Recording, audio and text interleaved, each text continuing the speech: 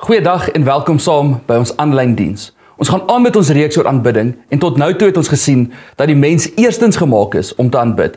En dan het ons laasweek gesien hoe sonde en afgoderry daardie aanbidding verbreek het en ons stikkende aanbidders gemaak het. Vandag kyk ons na hoe God in die Ou Testament 'n manier geskep het vir sy volk om weer sy teenwoordigheid te kan beleef. Want sonde het die mens se skepingdoel kom steel, maar God maak 'n plan vir hierdie stikkende aanbidders. Nou kan die gebroke mens tot hom nader en sy teenwoordigheid beleef. Daardie pad wat hy geskep het, was die tabernakel in die woestyn en later die tempel in Jerusalem.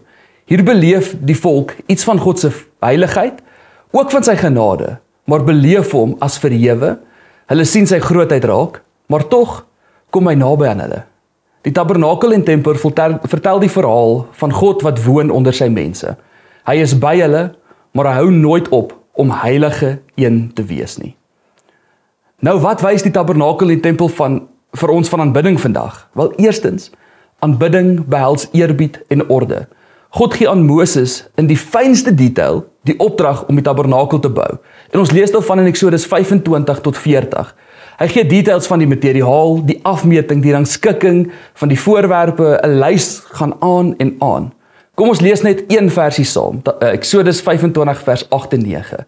Die Israeliete moet vir my 'n heiligdom maak, waarin ek tussen hulle kan woon. Jy moet hierdie tabernakel en al sy toebehore maak volgens die plan wat ek vir jou gaan wys. God is nie lukraak of chaoties in sy aanbidding nie. Hy is ordelik, doelgerig en presies.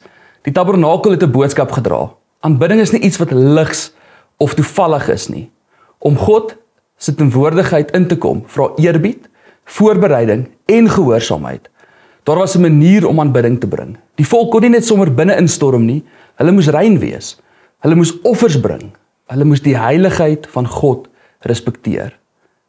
Verbeel jouself, jy kom in die troonkamer van 'n aardse koning. Hierdie groot kamer wat pragtig lyk, vol rykdom, vol mense met hoë gesag. Dis al die mense wat dit gemaak het wat daar binne sit. Jy gaan nie daar ingewaggel kom en jou hande in jou sakke hê nie. Jy gaan wag tot hulle jou inroep. Jy gaan stadig naderkom. Jy gaan jou voorkop buig, jy gaan eerbied, maar jy gaan doen wat hulle van jou verwag. Nou, hoeveel meer behoort ons nie met eerbied te kom voor die koning van alle konings nie.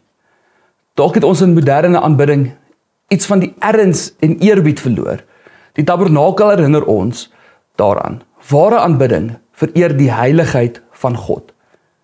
Terloops is dit nogal interessant dat die jonger generasie in Europa begin soek vir eerbied en orde in hulle werk, in hulle lewe, maar veral in hulle kerk. Dis iets wat mens eintlik na smag. Ons tweede punt vandag is die tabernakel en die tempel wys God se heiligheid. Die struktuur van die tabernakel was die visuele les oor wie God is. Die voorhof was vir almal beskikbaar. Die heiligdom was net vir die priesters. Die allerhoogste was slegs vir die hoëpriester, wat net een keer 'n jaar daar kon inkom. As ek 'n voorbeeld kan gebruik, is dit in jou eie lewe. Jy het mense wat jou buite kan sien. Jy wat dalk na my kyk, kan 'n idee opbou van wie ek is. Maar die priesters in die tabernakel sien mense wat nader is en hulle verstaan iets beters van God se intimiteit en sy hart. Maar die hoëpriester is daai een persoon, en in my geval is dit my vrou, en in jou geval is dit dalk iemand anders, wat die intieme details van jou lewe ken, wat jou hart verstaan, wat weet waaroor jy droom. In dieselfde manier was net een persoon wat daai intimiteit met God kon hê op daai tyd. En as ons gaan na die tabernakel toe, het elke gordyn, elke offersimbool, elke stuk goud of wierook het iets vertel van God se heiligheid. En die volk moes verstaan, God is nie soos ons nie. Hy is rein, hy is heilig en hy is afgesonder. Aanbidding vra erkenning van sy majesteit en ons eie onwaardigheid. In 1 Konings 8 vertel dit ons hoe die tempel van Salomo ingewy word. Die heerlikheid van God vul die huis, sodat die priesters nie kon staande bly nie. Hulle het omgeval in sy teenwoordigheid. Dit vertel jy hoe groot sy teenwoordigheid was. Kom ons lees 1 Konings 8 vers 10. Dit sê, toe die priesters uit die heiligdom kom, het die wolk die huis van die Here gevul. God se teenwoordigheid is nie goedkoop of alledaags nie. Dis gewigtig en dis heerlik. Dis iets wat ons na moet uitsien, maar ons vat dit dalk net te ligtelik. Ons derde punt is, die tabernakel en die tempel word vervul in Christus. Die Nuwe Testament wys vir ons dat die tabernakel en die tempel net skaduwees was van iets groters. Alles het vooruitgewys na Jesus Christus, die ware teenwoordigheid van God onder mense. Johannes 1 vers 14 lees, en die woord het mens geword en by ons kom woon. Hy het sy tent opgeslaan om by ons te kom wees. Jesus is die tabernakel van God, die plek waar die hemel op aarde ontmoet. Hy sê in Johannes 2 vers 19, sloop hierdie tempel, en in 3 dae sal ek dit weer oprig. Tempel is sy liggaam, en wanneer Jesus sterf, skeer hy die skeidingsgordyn tussen die Allerhoogste en die res van die tempel. En die aksie gee vir ons toegang tot God. Toegang tot die intimiteit met God, toegang tot daai heerlikheid. Die Allerheiligste is nie meer weggeskeer agter die gordyn nie, dis nou oop vir ons almal. Kom ons lees Hebreërs 10 vers 19 en 22. Broers en susters, ons het dus nou deur die bloed van Jesus volle vrymoedigheid om in die hemelse heiligdom in te gaan. Hy het hierdie nuwe, lewendgewende pad, wat deur die binneste voorhangsel tot by God gaan, vir ons oopgemaak, deur vir ons te sterf. Kom ons gaan dan die heiligdom binne, ja tot voor God, met die opregte hart en absolute vertroue. Waar daar vroeër afstand was, het ons nou intimiteit. Waar daar eers vrees was, het ons nou vrymoedigheid om hom te nader.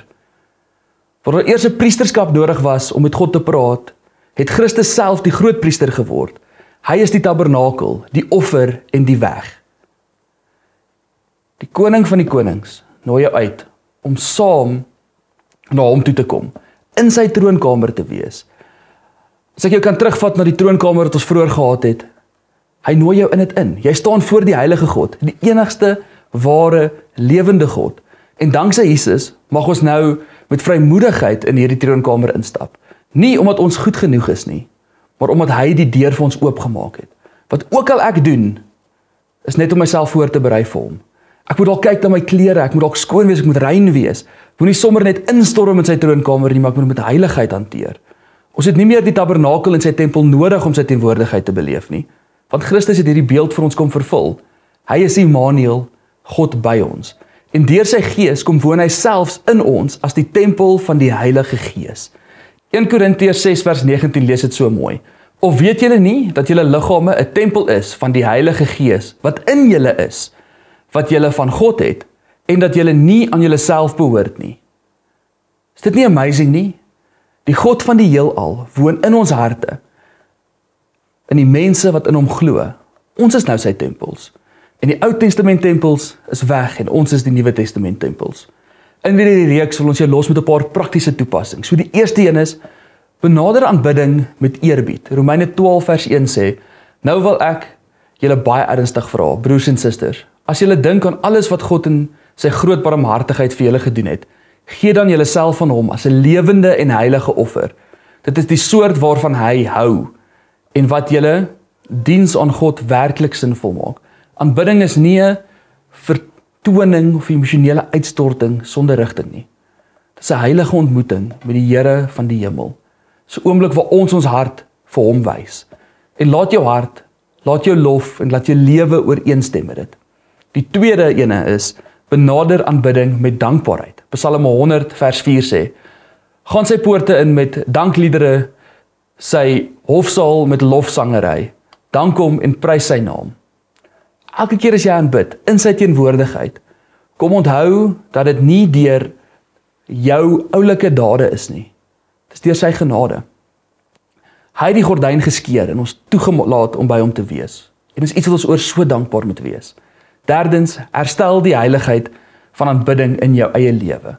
Jou eerbied vir God wys nie net op Sondag wanneer daar gesing word en wanneer dit oulik is en kerk gehou word nie, maar elke dag in jou leefstyl, in jou werk, in jou gesin, in jou lewe.